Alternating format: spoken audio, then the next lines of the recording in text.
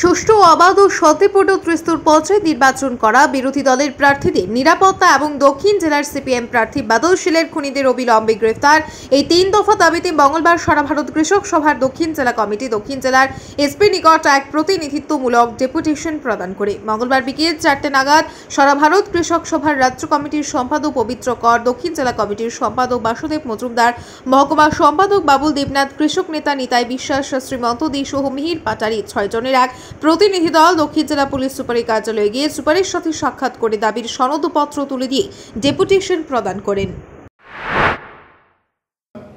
একেবারে কোর্টেও যাব, কেন গ্রেপ্তার হবে না?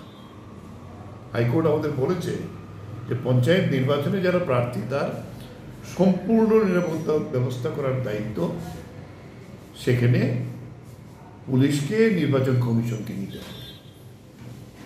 কিন্তু এই যে প্রার্থী প্রত্যাহার যোগ্য হয়েছে, প্রাক্তন বিধায়ক গিয়ে একজন ট্রাইবেল মহিলাকে তুলে নিয়ে আসছে শেষ মুহূর্তে বিভিন্নভাবে। এটাই কি গণতন্ত্র? তবে এটা শেষ না। মানুষ গোটা দেশে বিজেপির বিরুদ্ধে। প্রধানমন্ত্রী কিছু কিছু টের পাচ্ছে। 10 বছরেতে প্রতিবাদ হয়নি। কালকে বলতে হয়েছে যে পার্লামেন্টে যদি বিরোধীরা সবার জন্য কথা বলে, আর ইনি আগে সবার জন্য কথা বলুক না, তবে এইভাবে ছাড়া হবে না।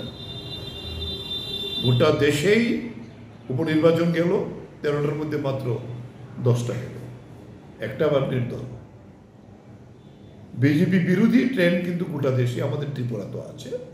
তাই তারা নির্বাচন স্বাভাবিক করতে করেনি, সরকারের ক্ষমতাকে ব্যবহার করে করেছে।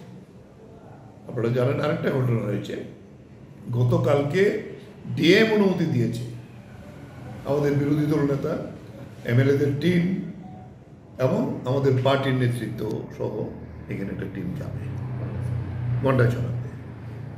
আমরা শান্তির পরিবেশ যাতে থাকে আমরা কাজ করছি।